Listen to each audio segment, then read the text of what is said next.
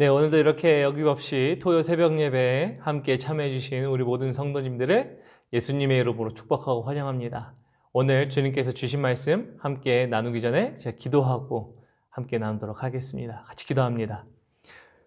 살아계시고 오늘도 우리를 인도하시는 그 주님, 오늘도 주님 말씀 앞에 엎드립니다.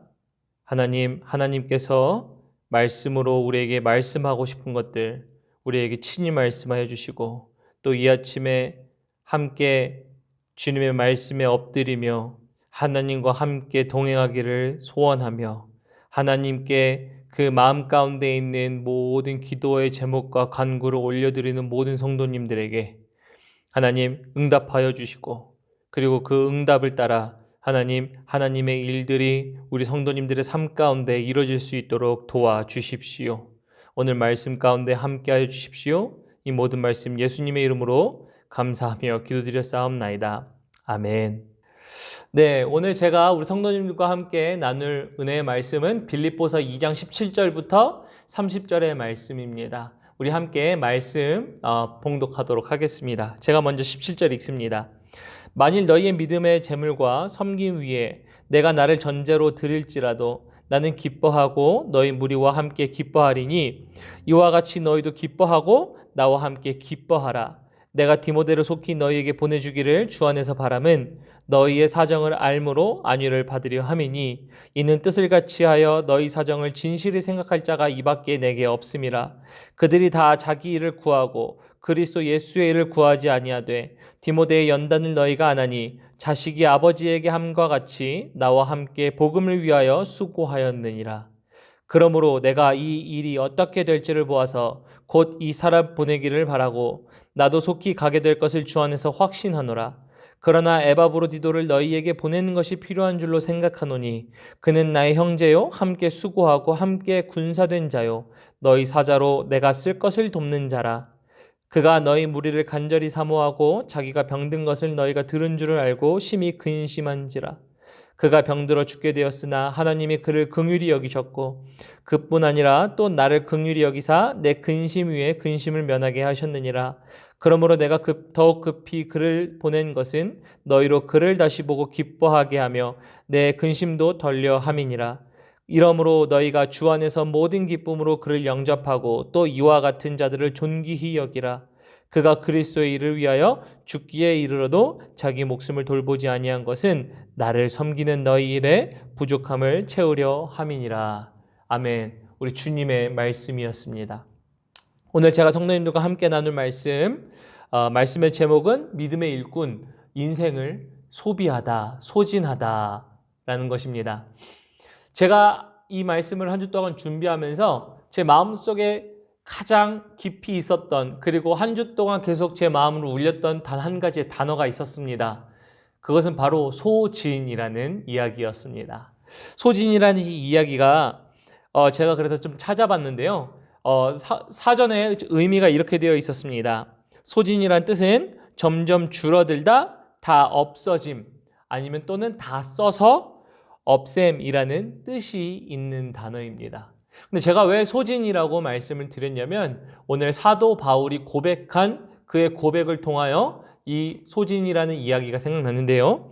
17절에 보면 이렇게 되어 있습니다.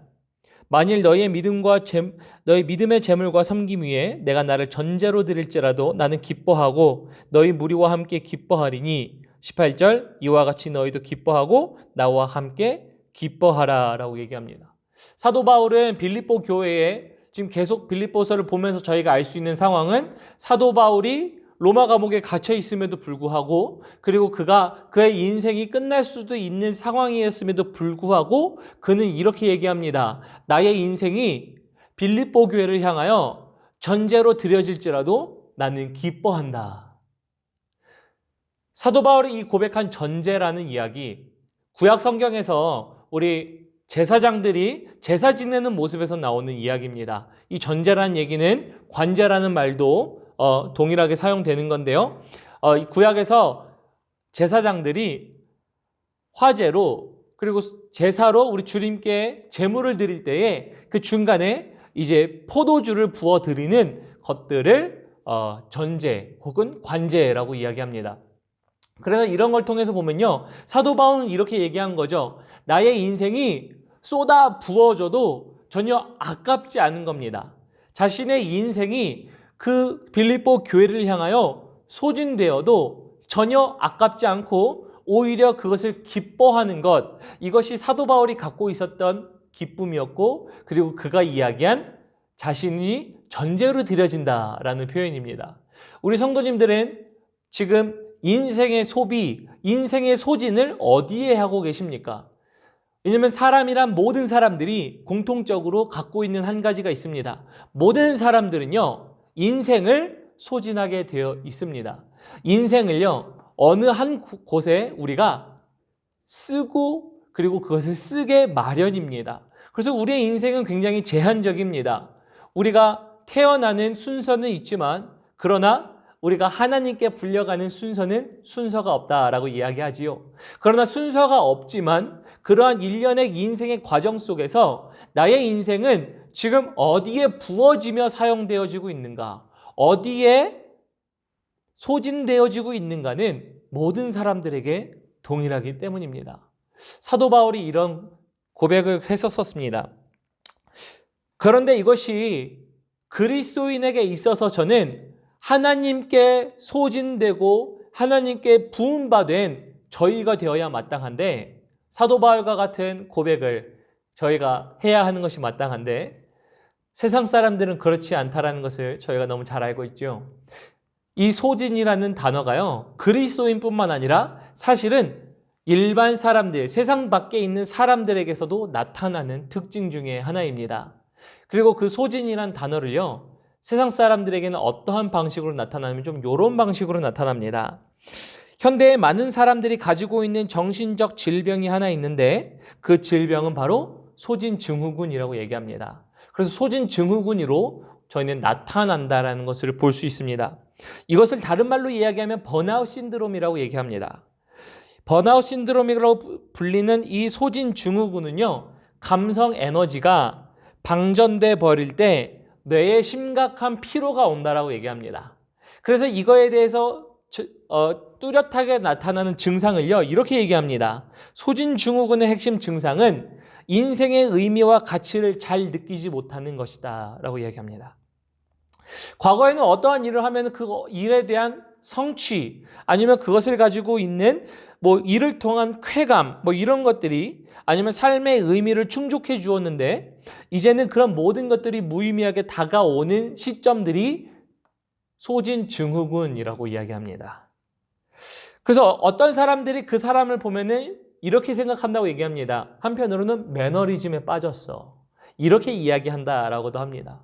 그래서 세상 사람들은요, 소진증후군을 통해서 인생의 허무함과 무의미함이 찾아온다라고 이야기합니다. 그러나 사도 바울의 인생과 비교해서 볼 때는요, 이런 겁니다. 그의 인생은요, 소진증후군이 아니라 기뻐하며 소진했던 겁니다. 기뻐하며 인생을 부었던 그의 인생이 빌립보 교회를 향하여 이야기하는 사도 바울의 고백이 오늘 성경 본문 말씀에 잘 나타나 있습니다. 우리 성도님들은 어떠한 타입 가운데 속하고 계십니까? 소진은 모든 이들에게 있는데, 그리스도인에게도 있고 세상 사람들에게도 있는데, 우리의 소진은, 우리 인생이 사용되어지고 있는 것은 어디에 소진되고 있습니까? 사도 바울과 현대인이 가지고 있는 이 정신적 질병, 두 소진을 비교해보면 좀 이런 겁니다. 현대인이 가지고 있는 소진은요, 감성 에너지를 통해서 인생의 가치를 찾기 마련입니다. 그래서 나의 감성적으로 내가 좋아하고, 그리고 내가 관심 있어 하고, 어떠한 것이 나에게 더 가치가 있는지를 통해서 그 가치 하나를 가지고 인생의 목적을 발견하게 됩니다. 그러나 사도 바울이 가지고 있던 그의 소진은요, 그의 감성적인 에너지를 찾은 것이 아니라, 사도 바울은 현존하고 실제하는 우리 예수 그리스도를 통하여 그는 그 가치를 먼저 발견하고, 그리고 그의 인생이, 목적이, 소진이 주님 안에 있었던 것입니다. 그래서 이미 자신 안에서 자기가 좋아하는 가치를 찾아다니는 것과 이미 가치를 먼저 발견한 사람이 그 가치를 향하여 살아가는 것에 대한 차이점이 분명히 존재한다는 겁니다. 이게 그리스도인과 세상 사람들의 차이입니다. 그래서 그 가치는요, 어디서 나오는가 하냐면 바로 믿음에서 나온다라고 이렇게 얘기할 수 있습니다. 왜냐하면 사도 바울의 다른 곳에서의 고백이, 왜 이런 고백이 어떻게 인생의 소진이라는 것을 통해서 그는 이렇게 기뻐하고 즐거워할 수 있었을까 볼 수 있는데요. 우리 고린도후서 5장 14절부터 15절에 보면 사도 바울의 고백은 이렇게 되어 있습니다. 14절 보면 그리스도의 사랑이 우리를 강권하시는도다. 우리가 생각하건대 한 사람이 모든 사람을 대신하여 죽었은즉 모든 사람이 죽은 것이라. 15절 그가 모든 사람을 대신하여 죽으심은 살아있는 자들로 하여금 다시는 그들 자신을 위하여 살지 않고 오직 그들을 대신하여 죽었다가 다시 살아나신 이를 위하여 살게 하려 함이라. 이 두 구절을 보면 그 사도 바울이 내 인생에 소진되어도 기쁜 이유가 있는 겁니다. 왜냐하면 이런 고백이 오늘 방금 봤던 말씀 고린도후서 5장 14절 15절에서 이런 얘기가 가능합니다. 예수 그리스도가 나를 사랑하셔서 나를 살리셨다. 왜냐하면 그리스도의 사랑이 우리를 강권하셨기 때문에. 그래서 나는 주 예수를 믿는다. 그러므로 나는 예수님을 위하여 산다. 나는 이 믿음이 있는 사람인데 이것이 내 인생의 가치고 내 안에 있기 때문에 나의 인생은 예수님을 위하여 소진할 수 있다. 소비할 수 있다. 부어드릴 수 있다. 라는 것이 사도 바울의 고백이 아닌가라는 생각이 듭니다.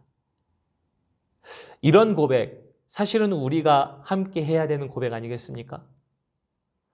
나의 인생이 소진되어 가는 것, 특별히 그리스도 안에서 나의 인생의 소진은요, 어떻게 보면 소진이라는 이야기가 부정적인 의미로 다가올 수 있습니다. 저도 맨 처음에는 이 소진이라는 얘기를 생각하면서 그래, 아깝게 사용되는 것 혹은 나의 제한된 리소스를 사용하는 것이라고 생각하기 때문에 부정적인 개념으로 생각할 수 있지만 이것이 그리스도 안에서 사도 바울처럼 전제와 관제로 부은 바 되었다라면, 특별히 빌립보 교회를 향하여 그가 했었던 그 고백처럼 우리 인생이 주님의 몸된 교회를 위하여, 주님의 몸된 공동체를 위하여, 또 주님의 몸된 우리 공동체인 특별히 가장 가까운 가정을 위하여, 형제를 위하여 부어졌다라고 할 때 그것은 한정된 자원을 사용해서 아까운 것이 아니라 한정된 나의 인생이지만 그것을 가지고 주님의 역사를 이루어가는, 주님의 일에 동참하는 일을 했기 때문에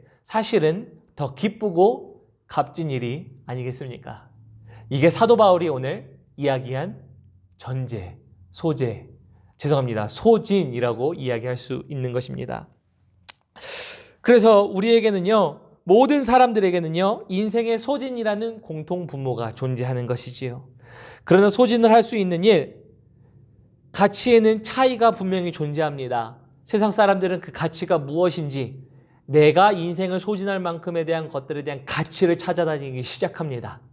그래서 그 가치가 얼마나 큰 가치냐에 따라서 인생을 크게, 그리고 시간으로, 물질로, 돈으로 거기에 소비하기 시작합니다. 그러나 기독교인들은요, 그 가치는 예수 그리스도를 믿는 믿음 안에, 그리고 예수 그리스도가 나를 살리셨기 때문에 내가 그를 믿는 믿음 때문에 나는 그 가치를 가지고 내 인생을, 우리의 인생을 그리스도 안에 소진하게 되는 것입니다.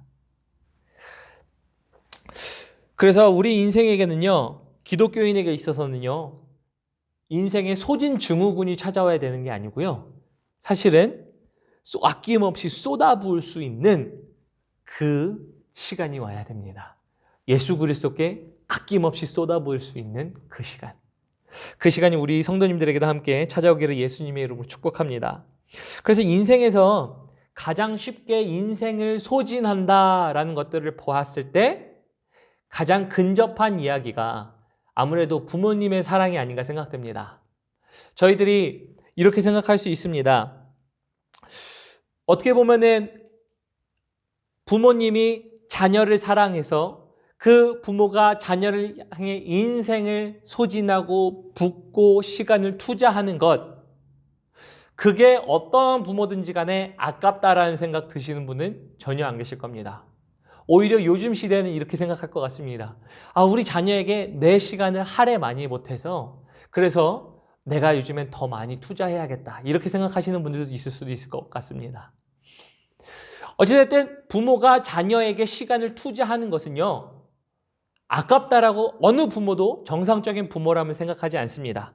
왜냐하면요, 우리 부모님들은요, 우리 인생을 자녀들에게 소진하는 만큼, 투자하는 만큼 우리의 자녀들이 더 잘 자랄 것이라는 희망을 갖고 있기 때문이에요. 어느 부모도 우리 자녀가 내가 인생을 투자해도 그들은 잘못될 거니까 나는 인생을 투자 안 해. 그들에겐 시간 투자하는 게 아까워라고 생각하시는 분 아무도 안 계실 겁니다. 이것이 마치 부모님이 자녀를 사랑하는 가장 현대에서 가까운 우리 인생의 소진이라는 이야기가 맞아떨어지는 예화가 아닌가 생각됩니다. 하물며 우리 주님께서는요, 우리를 너무 사랑하셔서 우리를 그분의 자녀 삼으시기 위하여 십자가에서 돌아가시고 그의 인생을 먼저 우리에게 부흥받으셨습니다. 그의 인생이 이미 하나님 앞에 전제로 거룩한 주님의 제물로 드려졌습니다. 드려지면서 우리를 주님의 자녀 삼으시고 사랑하셨던 겁니다. 이런 믿음의 삶을 살았던 사람이 사실은 사도 바울이라면 오늘 말씀에는요, 인생을 주님 안에서 소진했던 사람 사도 바울뿐만 아니라 믿음의 동역자로 두 사람이 더 등장합니다. 그 두 사람은요, 디모데와 에바브로디도입니다. 이들은 하나님의 역사를 사도 바울과 함께 써내려갔던 사람들인데요. 이 두 사람들을 보면서 먼저 디모데를 보면 본문 말씀 이렇게 되어 있습니다. 19절에 보면 내가 디모데를 너희에게 속히 보내주기를 주 안에서 바라면 너희 사정을 알므로 안위를 받으려 함이니 이는 뜻을 같이하여 너희 사정을 진실히 생각할 자가 이밖에 없음이라 라고 이야기합니다. 그래서 디모데를 빨리 보내고 싶다라고 얘기합니다. 디모데를 보내려고 하는 이유는 어느 누구도 디모데와 같이 그 빌립보 교회와 뜻을 같이 하면서 또 동시에 사도 바울에게 그 안위를, 위로의 말을, 그리고 그 빌립보의 소식을 전달해 줄 사람, 사도 바울의 눈을 가지고 사도 바울의 마음을 가지고 그것을 느끼고 보고 관찰해서 알려줄 사람은 디모데밖에 없다라고 얘기합니다. 그러면서 21절에 이렇게 얘기합니다. 그들이 다 자기 일을 구하고 그리스도 예수의 일을 구하지 아니하되 라고 합니다. 여기서 나타나는 그들이 정확하게 누구인지는 이야기할 수는 없는 것 같습니다. 그러나 정확하게 누구인지는 알 수는 없지만 예수의 일을 구하지 않지만 디모데는 예수의 일을 구했던 사람입니다. 이런 면에서 저희는 인생을 같이 그리스도 안에서 소진하는 사람들이 함께 한다는 것이 얼마나 중요한지를 깨닫습니다.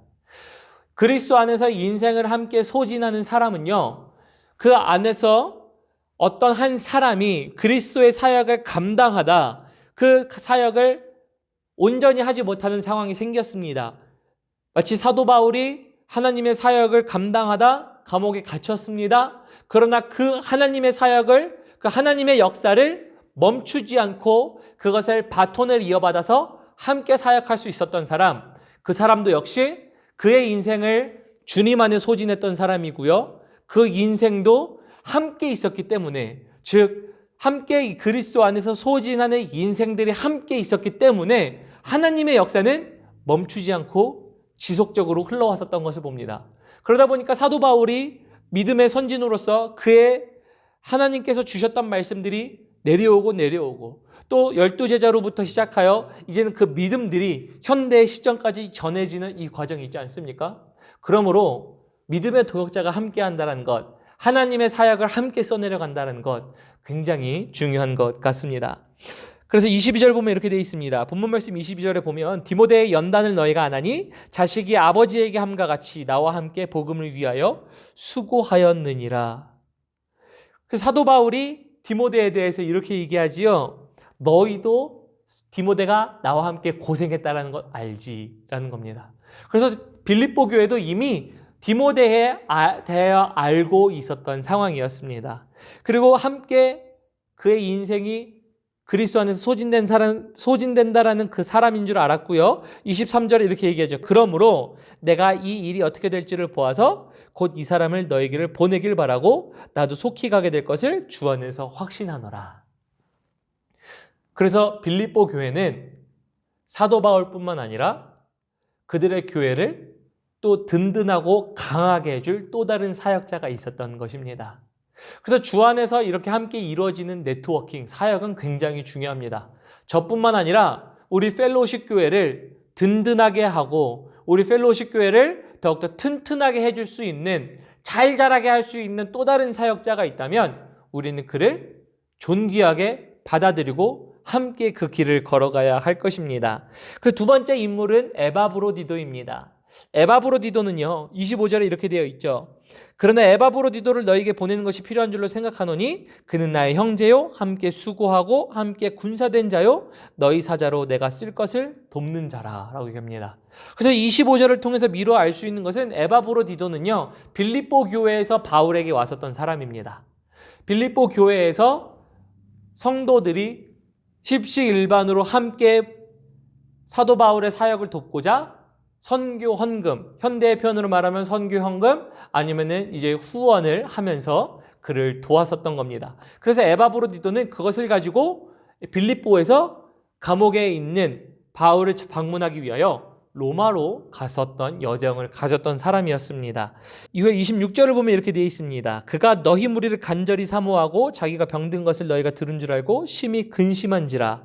27절 그가 병들어 죽게 되었으나 하나님이 그를 긍휼히 여기셨고 뿐만 아니라 또 나를 긍휼히 여기사 내 근심 위에 근심을 면하게 하셨느니라.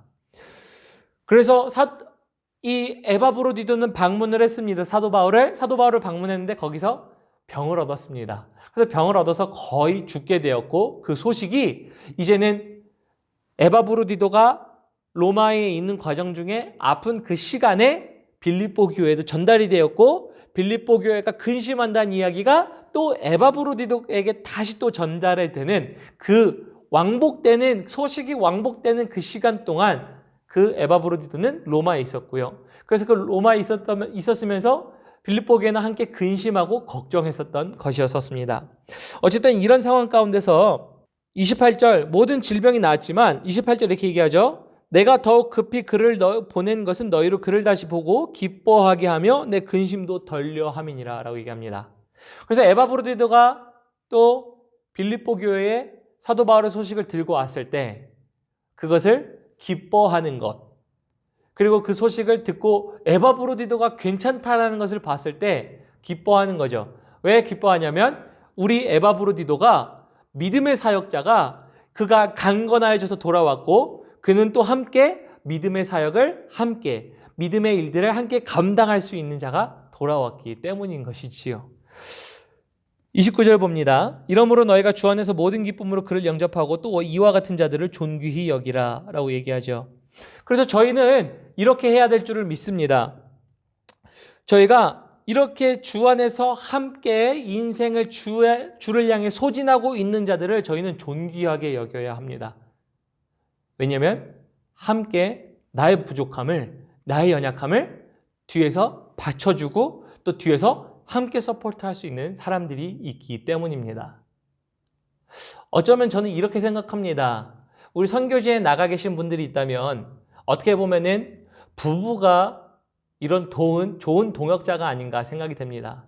부부여서 물론 그런 것도 있지만 또 한 개인이 하나님의 사역을 하는데 나의 배우자가 주 안에서 그의 인생에 함께 쏟아 부은 바 되어 나의 연약함을 다른 사람들이 서포트할 때 그는 믿음의 좋은 동역자라고 생각이 됩니다. 선교지에 있는 분들뿐만 아니라 우리 성도님들도 마찬가지라 생각됩니다. 이것이 우리 자녀가 될 수도 있습니다. 아니면 이것이 교회 사역자가 될 수도 있고요. 아니면 우리 교회 형제 자매가 될 수 있는 것입니다. 우리 성도님들은 이 말씀을 들으시면서 이러한 동역자들 몇이나 된다라고 생각하십니까? 아니면 이런 동역자들을 함께 소유하고 계십니까? 이런 동역자가 있다는 것은요. 함께 넘어졌을 때 끌어주고 일으켜주고 세워주는 역할, 내가 병들어 있을 때 나를 돌봐주고 또 그로 인해서 힘을 얻고 또 주님께서 공급하시는 손길을 통해 함께 공급할 수 있도록 하는 것. 사실은 이 모든 역사들은요, 이렇게 주 안에서 인생을 소진하고 있는 사람들 가운데서 이루어진다는 것입니다. 그러므로 이런 동역자들을 갖는다는 것은요, 매우 축복이자 또 매우 중요한 것입니다. 저는 그래서 감사합니다. 우리 펠로우십 교회 성도님들이 이런 동역자들이라서 참 감사합니다. 특별히 우리 목협 집사님들, 저희 너무 개인적으로 많은 감사를 드리고 있습니다. 어쨌든 이런 모든 것을 통하여 저희는 봅니다. 하나님께 인생을 소진하여 드리는 사람들이 함께한다는 것은 매우 큰 힘이 된다는 것이지요. 마지막 절 30절 읽도록 합니다. 30절에 보면 그가 그리스도의 일을 위하여 죽기에 이르러도 자기 목숨을 돌보지 아니한 것은 나를 섬기는 일에 필요했던 일에 부족함을 채우려 함이니라 라고 얘기합니다. 그 30절에 보면요, 저는 30절을 읽으면서 이런 생각을 좀 해봤습니다. 아직도 빌립보 교회가 보낸 것이 조금 부족했나? 라는 것들을 좀 생각해 봤는데요. 사실은 원어에 보면요, 그 원어의 의미는 30절의 후반절에 보면은 나를 섬기는 너희 일의 부족함을 채우려 한다라는 것들이 너희가 섬겼던 일에 아직도 부족하다라는 이 의미가 아니고요. 나를 섬기는 일에 필요했었던 어떤 적정량이 있는데 그 적정량이 필요했던 일이 그로 인하여 너희들로 인하여 채워졌다라는 표현입니다. 근데 앞에 이제 필요했던 어떤 적정량이라는 어떤 표현들이 생략된 것입니다.